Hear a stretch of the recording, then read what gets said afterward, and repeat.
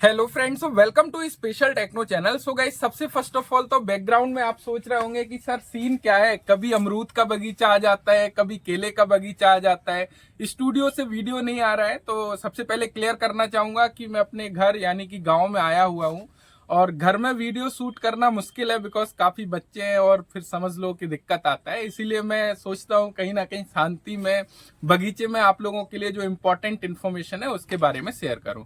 तो आज की ये वीडियो काफी ज्यादा महत्वपूर्ण है बिकॉज आप सभी को पता है कि इसरो एलपीएससी का भी आप लोगों का एग्जाम डेट आ गया है, पीआरएल इसरो का भी एग्जाम डेट आ गया है, साथ साथ में बीएचईएल का भी एग्जाम डेट आ गया है। अब यहां पे इशू क्या आ रहा है, यदि आप पीआरएल एग्जाम डेट को देखोगे तो 11 जनवरी 2026 का आपका एग्जाम डेट है और 12 जनवरी 2026 का बीएचईएल का एग्जाम है। साथ साथ में 4 जनवरी का आपका जो है एलपीएससी का एग्जाम है।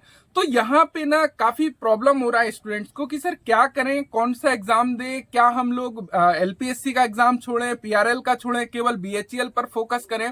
तो राइट डिसीजन क्या होगा? देखो, इसके मल्टीपल पहलू हैं, सभी चीज को समझना बहुत जरूरी है क्योंकि एक ही ऑडियंस है। ध्यान रखिएगा, चाहे आप बीएचईएल का पेपर दे रहे हो या इसरो का पेपर दे रहे हो, क्योंकि दोनों में एजुकेशनल क्वालिफिकेशन सेम है। यानी कि बीएचईएल में जबकि अप्रेंटिसशिप मांगा है, इसरो में तो ओनली आईटीआई वाले स्टूडेंट्स अप्लाई करते हैं। तो यहां पे चीजों को समझना होगा। देखो, सबसे पहले नंबर ऑफ पोस्ट की यदि हम लोग बात करें, जो पीआरएल की आपकी वैकेंसी आई थी वहां पे नंबर ऑफ वैकेंसी काफी कम है और पीआरएल ही कई हद तक ओवरलैप कर रहा है क्योंकि पीआरएल की जो आपका एग्जाम डेट है वो 11 जनवरी है और बीएचईएल का 12 जनवरी है। तो कई सारे कैंडिडेट ऐसे फंस रहे हैं कि जो दोनों एग्जाम को अटेम्प्ट नहीं कर पा रहे हैं, उनकी एग्जाम सिटी अलग अलग है। तो उस केस में क्या करना चाहिए? देखो, पीआरएल की सबसे पहले बात करें, नंबर ऑफ वैकेंसीज काफी कम है। अब हम लोग एलपीएससी को हटा देते हैं क्योंकि एलपीएससी का 4 जनवरी को एग्जाम है, तो उसको तो सभी स्टूडेंट्स अटेम्प्ट कर सकते हैं। एक बहुत लंबा गैप है तो उसको मिस करने की कोई आवश्यकता ही नहीं है। 4 जनवरी आप एलपीएससी का एग्जाम आराम से दीजिए। उसके बाद में अब बात करते हैं हम लोग पीआरएल की और बीएचईएल की। एक चीज समझिएगा, कई बार क्या होता है, बीएचईएल एक मेन वैकेंसीज है, नंबर ऑफ वैकेंसीज कम है, और जो इसरो है वहां पे पीआरएल है, वहां पे नंबर ऑफ फॉर्म्स काफी कम अप्लाई हुए हैं। उसका एक रीजन है क्योंकि वहां पे जो पोस्ट है हमारी वो काफी कम है। तो उस केस में क्या है, दोनों एग्जाम सिमिलर फंस रहे हैं। तो कई बार कहानी ऐसी होती है कि वहां पे इतने कम नंबर ऑफ स्टूडेंट्स हो जाते हैं कि इजीली सिलेक्शन हो जाता है। लेकिन चूंकि कई सारे स्टूडेंट्स ऐसे हैं जो दोनों एग्जाम दे ही नहीं सकते, कि वो बीएचईएल और पीआरएल दोनों अटेम्प्ट ही नहीं कर पा रहे हैं, उनका एग्जाम सेंटर इतना दूर है। तो देखो, वहां पे रिस्क लेना पॉसिबल नहीं है क्योंकि एक पोस्ट के लिए रिस्क लेना, साथ साथ में बीएचईएल एक बड़ी वैकेंसी है जहां पे आपने जिस भी यूनिट को सिलेक्ट किया है उस यूनिट की वैकेंसी को बस नहीं देखना है, क्योंकि वहां पे स्टूडेंट्स डिवाइड हो चुके हैं अलग अलग यूनिट में। जिनका एग्जाम, जिन्होंने फॉर्म भरा है वो अलग आपसे कॉम्पिटिटर हो गए। तो वैकेंसी काफी सही है बीएचईएल में यदि देखा जाए, तो आपको डेफिनेटली बीएचईएल का एग्जाम तो देना ही है।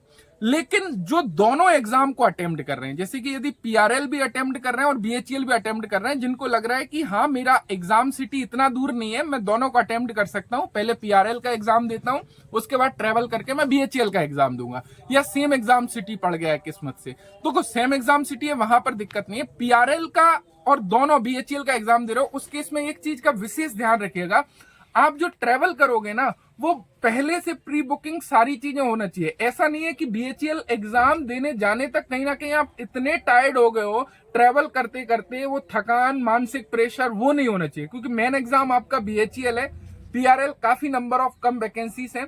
तो या तो यदि आप अटेम्प्ट नहीं कर पा रहे हो तो पीआरएल स्किप कर सकते हो, बीएचईएल एग्जाम दे सकते हो। बीएचईएल को स्किप करना थोड़ा सा रिस्की है, समझ रहे हो? यहां पे हम रिस्क नहीं ले सकते हैं क्योंकि बीएचईएल में नंबर ऑफ वैकेंसीज भी सही है, अलग अलग सिटीज में आप लोगों का एग्जाम है और अलग अलग स्टूडेंट्स यूनिट वाइज डिवाइड भी हो चुके हैं। तो मल्टीपल बेनिफिट्स यहां पर है, यहां चांसेस ज्यादा है, प्रोबेबिलिटी बीएचईएल में ज्यादा है, स्वाभाविक सी बात है।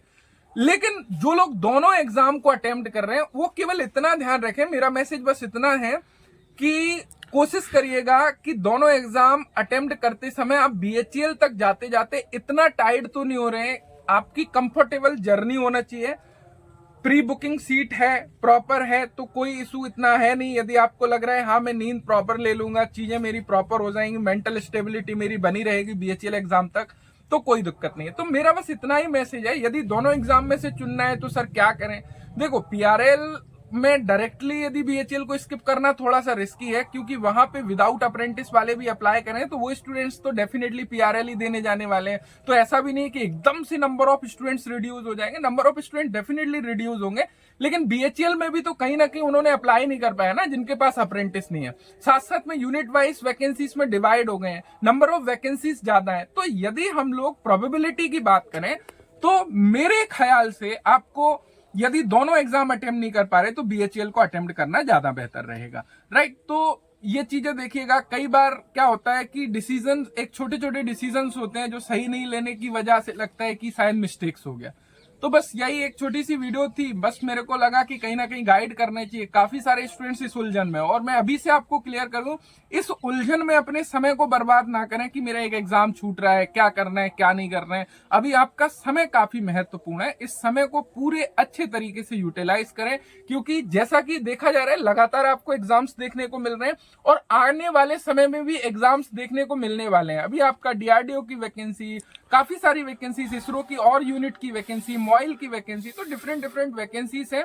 आने वाले 3-4 मंथ आपके बहुत ज्यादा कीमती हैं गाइस, बिलीव मी, और इसको मत गवाइएगा। जिसका इस लहर में जॉब लग गया वो लग गया। आने वाले समय में परमानेंट बेसिस पर वैकेंसीज कितनी आएंगी कितनी नहीं आएंगी वो एक अलग मैटर है। अभी हमारे पास में अपॉर्चुनिटी है, इसको ग्रैब करने के लिए आपको पूरी ताकत लगानी होगी।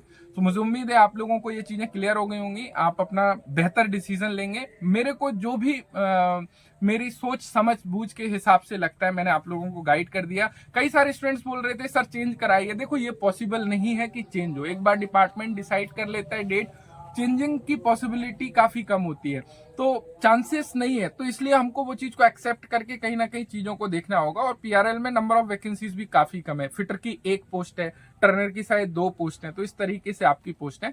Thank you so much video देखने के लिए, thanks for watching and bye bye.